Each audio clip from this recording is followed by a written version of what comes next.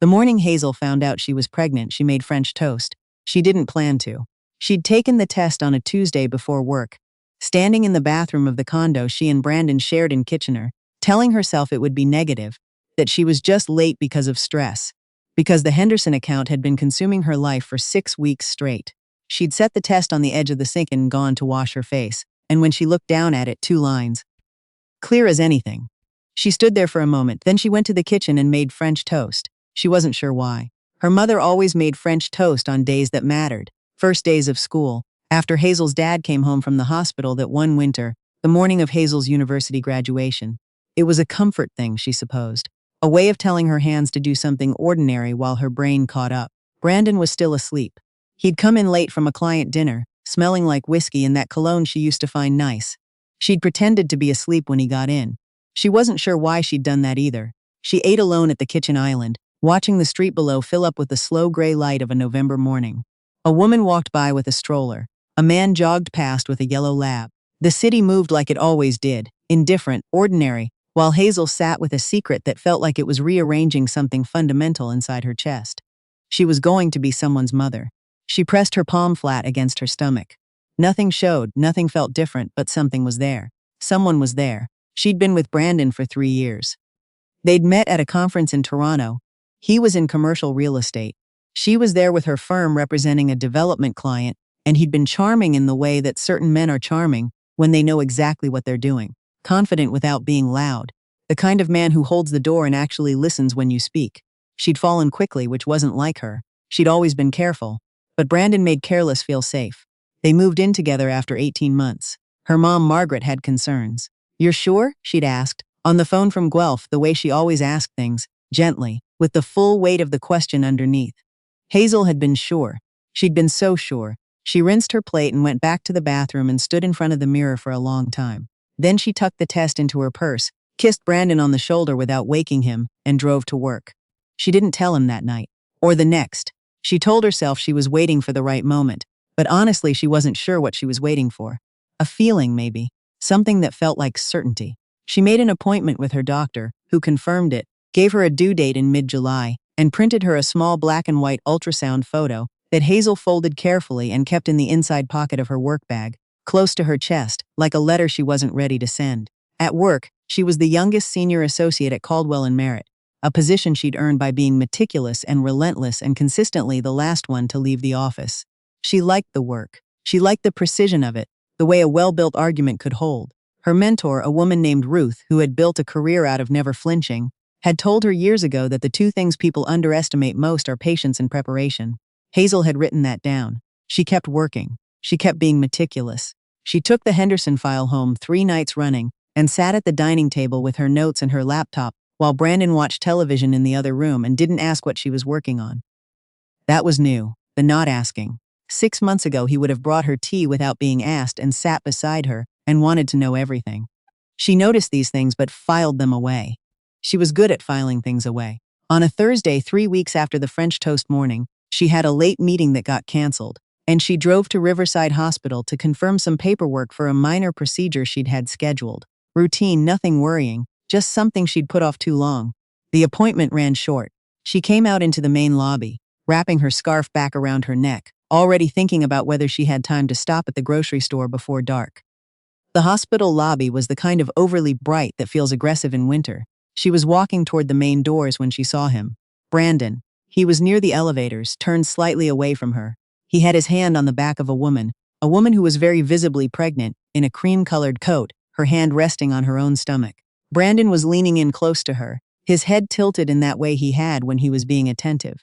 The way that had once made Hazel feel like the only person in any room. The woman said something, and Brandon laughed softly, and his hand moved from her back to her shoulder, and then she leaned into him. Hazel stopped walking. The ultrasound photo was in her bag. She could feel the weight of it. She stood there in the middle of that lobby for what felt like a long time, though it was probably only seconds. She watched Brandon press the elevator button and wait beside this woman and not look up. He never looked up. She walked to the parking lot. She sat in her car. She did not cry, which surprised her. She just sat there while the heating system clicked and the November dark came down hard around the windows. She drove home. She made dinner. Brandon came in at 8:30, said the dinner client had run long, kissed her on the cheek. She said she understood. She set a plate in front of him and watched him eat and talk about interest rates. And she said nothing about the lobby, nothing about the woman in the cream coat, nothing at all. That night, she lay in the dark beside him and understood that the feeling she'd been waiting for, the one that was supposed to tell her when the right moment had come, was never going to arrive. Because there was no right moment for this. There was only the truth, sitting in the quiet like furniture, waiting for her to stop pretending it wasn't there. She called her friend Celeste in the morning. Celeste was a straight-talking woman who had been through her own version of this at 31 and had come out of it with a dog, a condo in Hamilton, and an extraordinary lack of patience for nonsense. She met Hazel at a coffee shop on King Street in under 40 minutes. Hazel told her everything: the test, the weeks of waiting, the lobby. Celeste listened without interrupting, which was how you knew it was serious. Celeste always interrupted. When Hazel finished, Celeste wrapped both hands around her mug and said, "What do you need right now? Not what are you going to do, not are you sure, not how could he. Just what do you need?" Hazel had to think about it. "I need to know I'm not losing my mind, you're not losing your mind, and I need to know what to do about the baby." Celeste nodded. "That one's yours to decide. But you don't have to decide it today." Hazel wrapped both hands around her own mug and looked out the window at the gray street. "I think I need to talk to someone. Not him. Not yet. There was a colleague at her firm, not a friend exactly. But someone she respected. Someone who'd been quietly consistent in a way she'd noticed without ever naming it. His name was Joel. He worked in the litigation department, had transferred up from the Toronto office 18 months ago, and sat 2 floors above her. They'd been thrown together on a file the previous spring, and had spent 3 weeks in intense close quarters, and come out of it with an easy kind of rapport that hadn't quite tipped into friendship. Just a reliable mutual warmth. She didn't plan to talk to Joel. She ran into him in the elevator on a Wednesday morning, and he said, "You look like you haven't slept in a week," with enough genuine concern in his voice that she said, "I haven't," and then somehow they were sitting in the boardroom with the door closed, and she was telling him most of it. He didn't say much. He had the particular quality of being able to be fully present without crowding the space. When she finished, he said, "I'm sorry. That's a genuinely awful thing to be sitting with alone." "I've been sitting with it for a while," she said. "I know," he said. "I could tell something was off. I didn't want to push." She looked at him across the table. "You noticed? Hard not to," he said. "You're usually very precise. Lately you've been somewhere else. Nobody else had noticed. Or if they had, they hadn't said anything." She didn't know what to do with that. She went home that night and told Brandon she needed to talk. She told him she knew about the woman at the hospital. She didn't raise her voice. She'd always prided herself on being calm in conflict. It was what made her good at her job. And she was calm now, though it cost her something she couldn't name. Brandon didn't deny it. He tried to explain, which was worse than denying it would have been. The woman's name was Tara. They'd been involved for 4 months. She was 7 months pregnant. "It's not what it looks like," he said, which was such a useless sentence that Hazel felt something shift behind her eyes. "It's exactly what it looks like," she said quietly. "I was going to tell you. I didn't know how. Were you?" He reached across the table. She moved her hands to her lap. She told him she was pregnant, too. She watched his face do several things in rapid succession. Shock, guilt, something that might have been calculation. She hated that last one most. She slept at Celeste's that night. She took her work bag and her laptop and her phone charger, and the card her doctor had given her. Celeste made her tea and didn't say anything cruel about Brandon, which was exactly the right call, because Hazel wasn't ready for cruelty, not even at his expense. She just needed somewhere quiet to breathe. She called her mom in the morning. Margaret, to her credit, did not say "I told you so" or "I knew something was wrong" or any of the things she must have been holding. She just said, "Come home this weekend, I'll make French toast." Hazel sat in Celeste's spare room and cried for a long time. Not the dramatic movie kind of crying. The ugly, silent kind. The kind where you're not even sure what you're crying about exactly, because it's all of it at once. The loss and the relief and the fear and the small absurd grief of realizing the life you thought you were building was never what you thought it was. She went back to work on Monday. She was meticulous. She was precise. She was last to leave. Joel knocked on her office doorframe at 6:15, when the floor was mostly empty. He had his coat on. "You okay?" "Getting there." He nodded. "Do you want to get dinner?" "You don't have to talk about anything. We can talk about case law." She almost laughed. "Case law, I know a decent sushi place. They have good miso." She looked at him for a moment. He was just standing there in the doorway, patient, no agenda, coat on, not pushing. "Okay," she said. They walked 6 blocks in the cold and sat at a small table by the window and talked about a Supreme Court decision that had been bothering Joel for weeks. And Hazel contributed 3 points of her own, and somewhere in the middle of the miso soup she felt, for the first time in weeks, like herself. She didn't move back to the condo. Brandon moved out instead. She wasn't giving up the lease she'd signed 3 years ago, and he knew better than to push on that. The separation was civil because she kept it civil. Her lawyer was excellent. She did not represent herself, because even she knew better than that. She told her firm about the pregnancy at 14 weeks. Her managing partner, a reasonable man named Douglas, said they'd work out a leave plan. Ruth, her mentor, came down from the 32nd floor and sat across from Hazel's desk and said, "You're going to be fine." Not as consolation, as fact. Joel texted to check in. Regularly but not excessively. He seemed to understand the rhythm of what she needed, which was connection without pressure. He brought her a coffee without asking on a morning she'd been in early and couldn't face the walk to the cafe. He remembered that she took it with 1 sugar and oat milk, not because she'd told him recently, but because he'd noticed months ago. She noticed him noticing. Spring came slowly. She was visibly pregnant now, and her body was doing things she hadn't anticipated and didn't always love. But there was also something underneath all of it, something she couldn't have named the morning she stood in that hospital lobby, that felt like steadiness, like the ground had stopped moving. She called her mom most Sundays. Margaret talked about the garden, and her neighbor Patricia's ongoing war with the squirrels, and whether Hazel had been eating enough protein. And Hazel sat on the phone and felt the specific comfort of being someone's child, of knowing that whatever happened there was a person in Guelph making French toast who would always have room for her.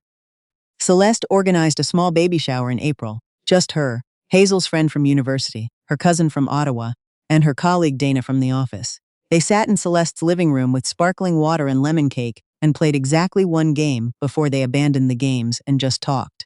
It was the best afternoon Hazel had had in months. Joel came to the office after the shower to drop off a file she'd needed and found the leftover cake in the boardroom and ate 2 pieces and complimented the lemon glaze with such genuine enthusiasm that Hazel laughed properly for the first time she could remember. She realized sometime around that afternoon that she'd stopped thinking of him as a colleague who happened to be kind and started thinking of him as someone she looked forward to seeing. It was not a dramatic realization. It arrived quietly, the way the important things often did. She told Celeste about it over the phone. Celeste said, "I've been waiting for you to figure that out." "You couldn't have mentioned it?" "You weren't ready," Celeste said. "You needed to get here yourself." Hazel thought about that, about how you can know something intellectually, that you deserve something better, that the person right in front of you is decent and steady and actually sees you, and still need time to let your heart catch up with what your brain already knows. The knowing isn't the same as the being ready. She'd been patient with herself. That was new. She didn't say anything to Joel, not then. She went back to being meticulous, and he went back to dropping by with coffee and checking on her in that quiet way of his, and the weeks moved forward. The baby came on a Thursday in mid-July, at 7:23 in the morning, after a labor that was more intense than Hazel had been prepared for, which was saying something because she'd read everything. She was 3 weeks from her 32nd birthday.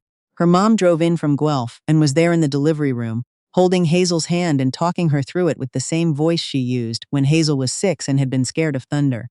Celeste was in the waiting room. It was a girl. Hazel held her, this very new, very small, serious-faced person who didn't look like anyone yet but herself, and felt something slot into place that she hadn't known was missing. Not a completed picture, there were a lot of pieces still not in, but a foundation. Something real under everything. She named her Wren. She texted Joel from the hospital that evening. "She's here, 7 pounds, 4 ounces. She looks like she has opinions already," he replied in under a minute. "She sounds perfect. How are you?" "I'm good," Hazel typed, and she meant it. She went home after 2 nights. Margaret stayed for a week and did laundry and cooked and held Wren in the evening so Hazel could sleep. And Hazel lay in her own bed in her own condo with the door cracked so she could hear if Wren woke and felt the specific peace of having survived something and come through the other side to something worth surviving for. Joel visited on a Sunday afternoon when Wren was 3 weeks old. He brought soup from the Japanese place she liked and set it on the counter and stood in the kitchen doorway looking at the baby in her little bouncer chair, with an expression Hazel couldn't quite read, soft, careful, like he was trying not to hope too hard for something. "She really does look like she has opinions," he said. "She does," Hazel agreed.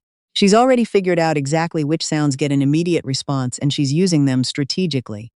She's going to be terrifying," he said with enormous respect.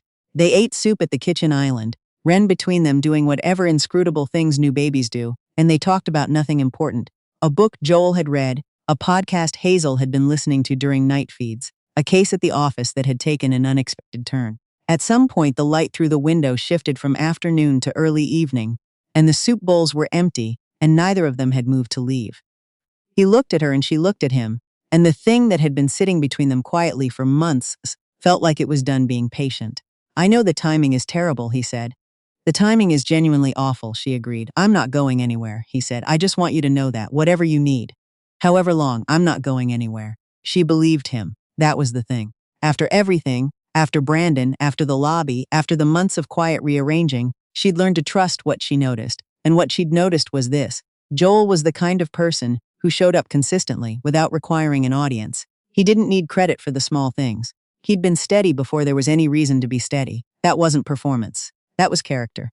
Okay, she said. I believe you. He smiled, and it was the kind of smile that had nothing performative in it, just something genuine moving across his face. She didn't have it all figured out. There were things still in progress, things still settling, co-parenting logistics, the long, slow work of putting herself back together in a new shape, the particular exhaustion of being entirely responsible for a very small person who needed everything. It was a lot. It was genuinely a lot. But there was her mom calling on Sundays from Guelph. There was Celeste, who showed up with wine she couldn't drink and drank it herself and made her laugh. There was Wren, who was 3 weeks old and already. Hazel was fairly certain, plotting something. And there was Joel at her kitchen island, washing up the soup bowls without being asked, talking about nothing, filling up the room with the quiet, ordinary presence of someone who had decided, without fanfare, to stay. The morning she found out she was pregnant, she had made French toast alone in a quiet kitchen, while the city moved past her window, indifferent, ordinary, and the life she'd believed in had been something else entirely.